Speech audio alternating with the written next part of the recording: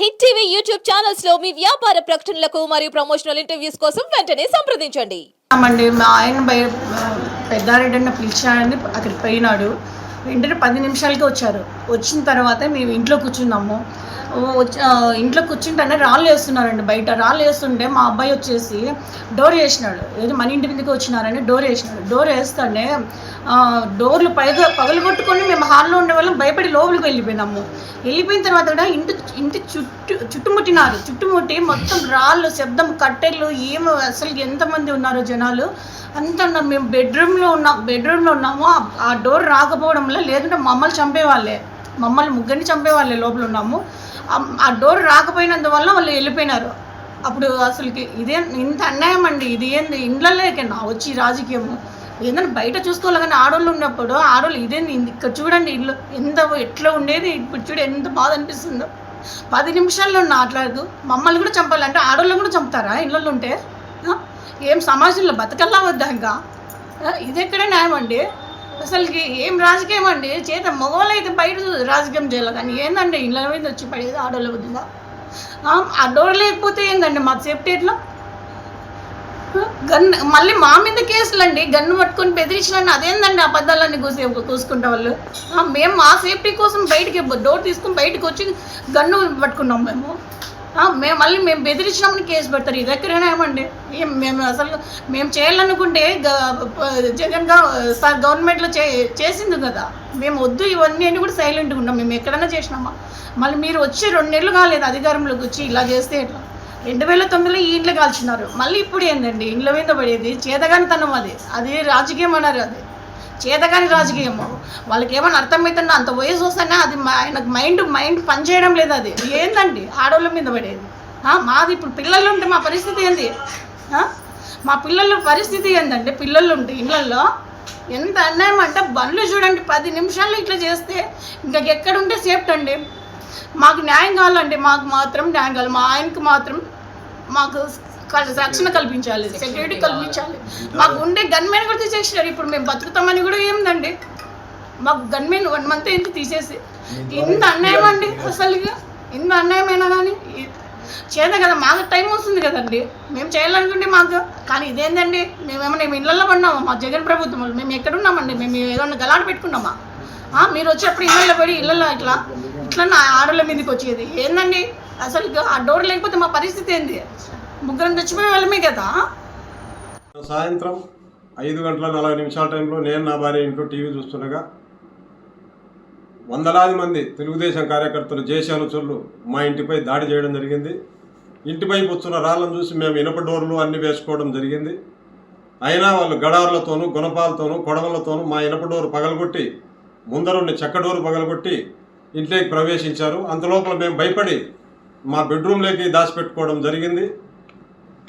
ఆ bedroom door కూడా పగలగొడుతున్న టైంలోనే నేను ఎస్పీ గారికి, డిఎస్పీ గారికి ఫోన్ చేయడంతో వారు పోలీస్ మెన్స్ను పంపించడం జరిగింది. పోలీసులు సైరన్లు అవన్నీ వినిపించాలకు నేను ఉన్న బెడ్రూమ్ డోర్ పగలగొట్టలేకపోయి వెనక్కి వెళ్ళిపోవడం జరిగింది.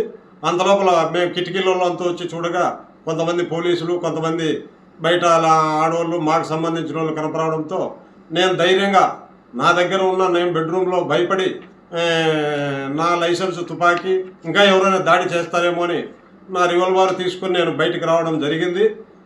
దీన్ని పలు విధాల పోలీసుల దగ్గరే నేనున్నాను. పోలీసులు వచ్చిన తర్వాతనే బయటకు వచ్చాను. ఆ లైసెన్స్ తుపాకులు నా దగ్గరే ఉన్నాయి. నేనెవరినో భయపడించినట్టు, అందరినీ భయపడించినట్టు తిరిగి నా మీదనే కంప్లైంట్ చేస్తున్నారంట. అయ్యా గౌరవనీయులైన ముఖ్యమంత్రి గారు చంద్రబాబు నాయుడు గారు, నీ తెలుగుదేశం పార్టీ కోసం సర్వము పోగొట్టుకున్న కుటుంబాలు మావి. ఈ సంఘటనపై నిజాయితీగా విచారణ చేసి మాకు చట్టరీత్యా వారిపై చర్యలు తీసుకోవాలా. నేను తప్పు చేసింటో నా మీద కూడా చర్యలు తీసుకోమను. కానీ నేనే లాస్ అయ్యి ఏ తప్పు చేయకుండా తిరిగి నా మీదనే కేసులు పెట్టడము, నన్నే అన్యాయంగా రాత్రి 11 వరకు పోలీస్ స్టేషన్లు పెట్టుకోవడం జరిగింది. కాబట్టి దయచేసి ముఖ్యమంత్రి గారు, ఎస్పీ గారిని మీరు ఆదేశించండి. నిజాయితీగా నాకు పిల్లలు ఉన్నారు, జేసీ ప్రభాకర్ రెడ్డి కుటుంబానికి పిల్లలు ఉన్నారు.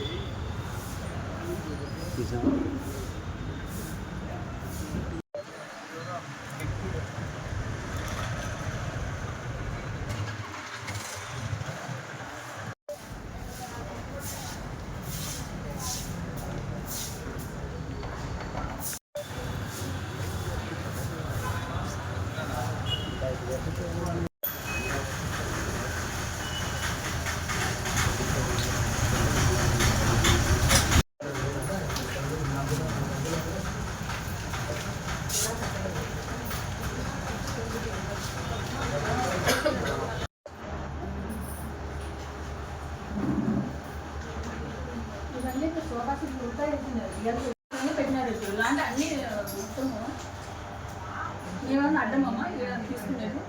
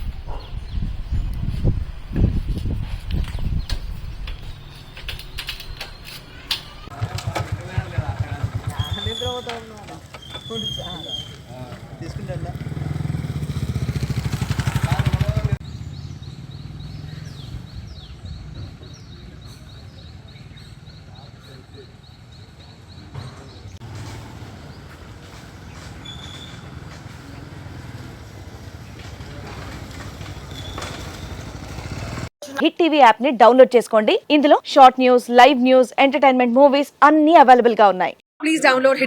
హిట్ టీవీ యాప్ని ఫ్రీగా డౌన్లోడ్ చేసుకోండి.